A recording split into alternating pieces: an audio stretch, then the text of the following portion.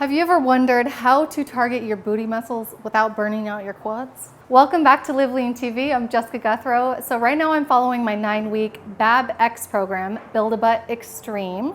If you follow me on social media, you've likely seen me doing a bunch of booty sessions recently. I've gotten a few questions. Now, so many women struggle with just feeling all the burn in the quads, or they don't feel anything in their butt and they're not seeing the results back there. So I really want to help you and share the things that I've learned along my booty training journey, because I've loved booty training for so many years now. I've created 3 different booty programs. I have Original BAB, then I have Build a Butt 2, and Build a Butt Extreme, this one that I'm using right now. So in all 3 of these programs, I teach you how to target and train your glutes. Ever since I started weightlifting at all, I love targeting that muscle group. Just love how it feels to have a strong and toned backside. It's incredible. So I want to share with you some of the things that I've learned and practiced, and some of the tips and tricks that I use in my booty programs to make squats and lunges and any of those exercises really effective for the glutes and not just overworking your quads. Okay, so first off, we have the intention and the mental focus of your workouts. That is so important, because if you go into your session and you're just thinking, I'm gonna do squats and lunges, and you're not really thinking why you're doing them, that important why is missing. You need to know why you're doing something in order to get the actual benefit out of it. So when you go into your session knowing that you're targeting and training booty muscles, it'll be a lot more effective for your booty than if you don't have that intention from the get-go. You can see the difference here in this side by side of me squatting with intention and focus on the booty versus just squatting. You may be using exercises like squats and lunges that target multiple muscle groups, but you use them in a way that they become booty specific. And the way you do that is by specific form alignment, and also by mental focusing, by actually thinking about and consciously flexing those targeted muscles that you're wanting to target. Some of the common things that people do when squatting, if they're not focused on their booty, is to lean forward or round the lower back, put more pressure on the balls of the feet versus the heels, and kind of go through the reps too fast or with a partial range of motion. I like to slow my roll, go a lot slower with my reps. And if you've done any booty training with me, then you know I'm big on slower tempos and intentional flexes and holding the flex for a few seconds with each rep. Don't rush through your sets. Take your time, shift your body around, make sure that you're pivoting your feet or flexing your hips more, doing whatever needs to be done physically to get more tension into the glute muscles. Second thing is to make sure that you warm up the targeted muscle group.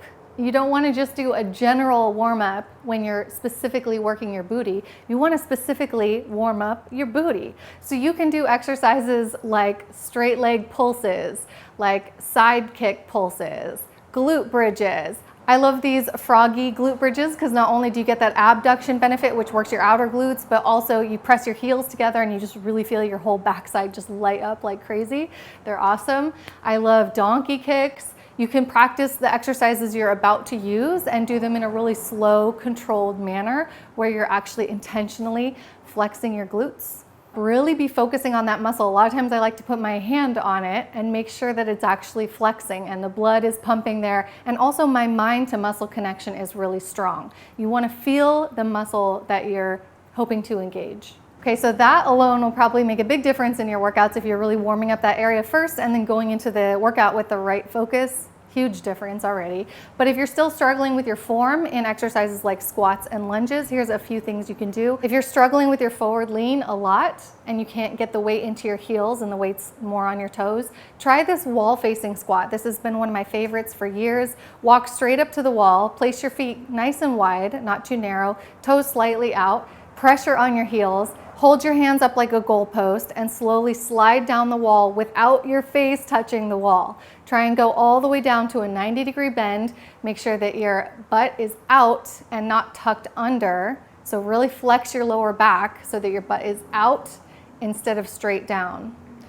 Then stand up and press your hips forward, not too much, but just in a straight line while flexing your core as well. Go really slow. If these are challenging you, then take it really slow. Really focus on where you're feeling muscle tension and where you're intentionally flexing.